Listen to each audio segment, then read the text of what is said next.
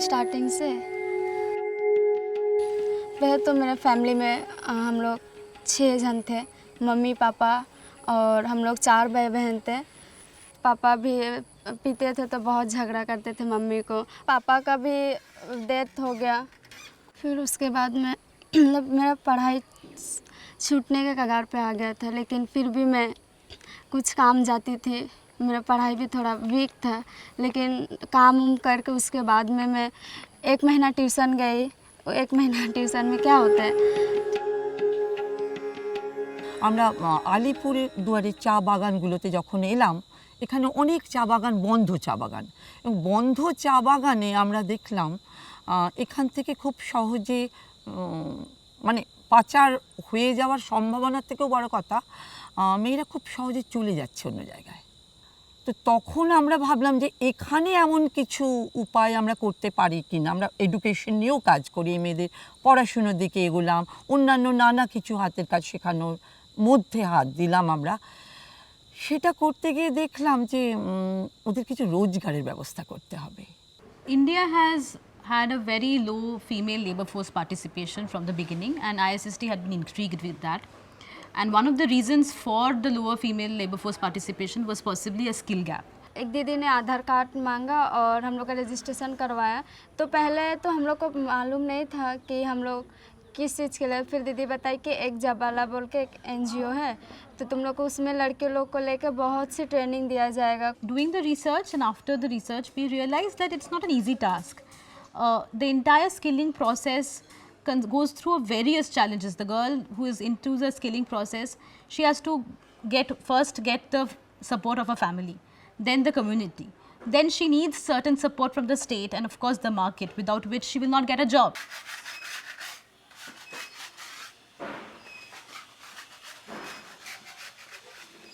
जैसे कि हम लोग को ऑप्शन था ट्रेनिंग के लिए, आपका सिलाई का ट्रेनिंग था, फिर डांस का ट्रेनिंग था, और एक आपका कलर पेंटिंग का ट्रेनिंग था।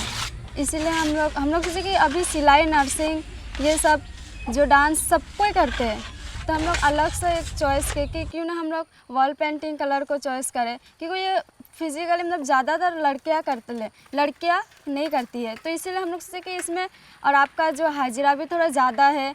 একটা ট্রেনিংয়ের ক্ষেত্রে, প্রথম ট্রেনিংয়ের ক্ষেত্রে আমার একটা বিরাট চ্যালেঞ্জের মুখোমুখি আমি হয়েছিলাম। তারপরে আমি লোকাল যারা আছেন তাদেরকেই এঙ্গেজ করে খুবই একটা ইন্ডিজিনাস মেথডেই ওদের শিখিয়েছিলাম। তারপরের চ্যালেঞ্জটা হলো কাজ পাওয়া।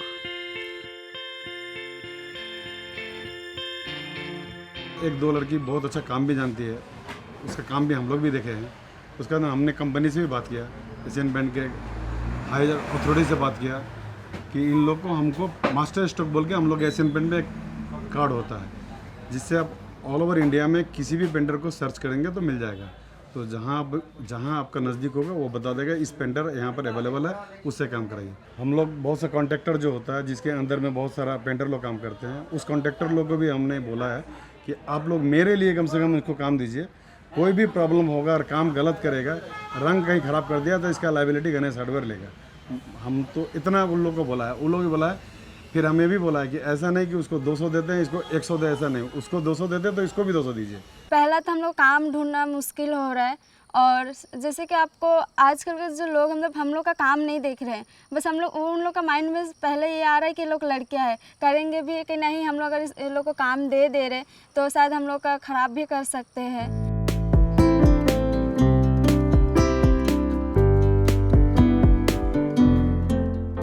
আপস্কিল করার কথা সবাই বলছে, এখন জেলা থেকেও সবাই বলছে। তো আমি সবসময় একটা কথাই বলছি যে একজন NGO বা যে কোনো এরকম ছোট প্রচেষ্টা একটা নিশ ক্রিয়েট করতে পারে, সে বড় করে আপস্কিল করার কাজটাকে সরকারের।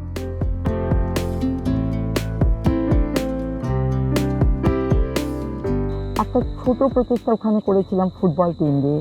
আর যেহেতু এটা বডির কাছে একটা থাকে, মেয়েরা এই খেলাটা খেলানোর পর একজনের বডির সঙ্গে অন্যজনের বডি যখন টাচ হচ্ছে, সেটা কোথাও একটা পাওয়ার ক্রিয়েট করে।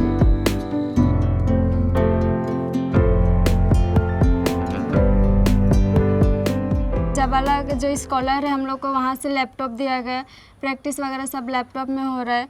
और पढ़ने के लिए जो अभी कॉलेज वगैरह जितना भी हम लोग पढ़ रहे हैं, ट्यूशन फीस सब स्कॉलरशिप को जबाला के थ्रू से मिल रहे हैं हम लोग को। बिना का वैसे हम सोचता है कहीं भी जाएगा, अगर अच्छा उसका नौकरी भी हो जाएगा तो वही थाना पुलिस का कुछ कागज़ पत्र पूरा सेव करके हम छोड़ना पड़ेगा उसको। किसी आजकल का ऐसे ज़माना ख़राब है, मेरा खुद का ही मेरा वैसे हालत भी वैसे हुआ था। मेरा अपना खून बाटल भाई हमको बेच दिया था।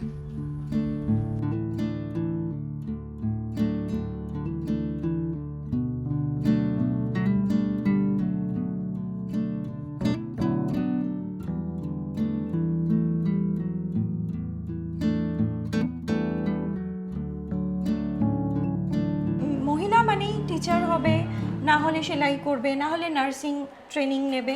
তো এই যে গণ্ডি মহিলাদের জন্য যে সমাজ একটা কাজের দুনিয়াতেও একটা গণ্ডি বানিয়ে রেখেছে, তো আজাদ সেই গণ্ডিটাকে ভাঙতে চায়।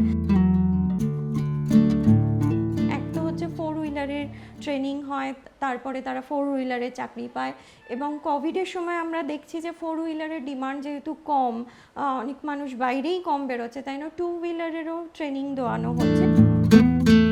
The definition of non-traditional livelihood is quite broad and it is quite inclusive. This is a definition that has been adopted by the Non-Traditional Livelihoods Network, and this is the definition which a study also looked at.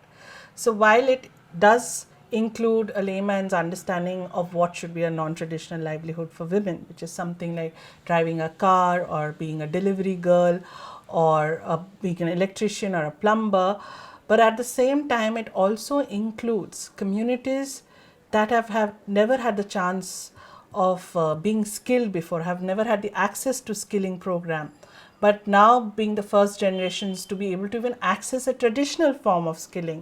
Technical স্কিলের পাশাপাশি আমরা skill plus plus যেটাকে বলি আরও 9টা module করাই, যেখানে gender, legal, self defence, sexuality, map reading, first aid, communication, work readiness. What is interesting is women's then relationship with a machinery or a technology. The very first important win for any NTL skilling is to remove the fear of operating or touching an equipment or a machine. না ভেবেছিলাম যে এত ভারী গাড়ি পারবো কি না পারবো না, কি পড়ে যাবে, তা ম্যাম আমাকে বকবে। ম্যাম বলছে তুমি পড়ে যাও, গাড়ি ভেঙে যাক, তুমি যাতে ঠিক থাকো ব্যাস।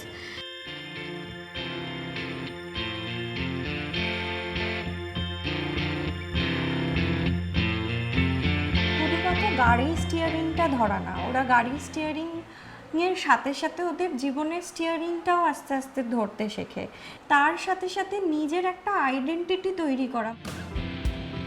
আমি আজকে 1 বছর আমি যেখানে কাজ করেছি সেখানে কিন্তু খুব মুশকিল, 130টা ছেলের মধ্যে 3টে মেয়ে টিকে থাকা কিন্তু খুব মুশকিল।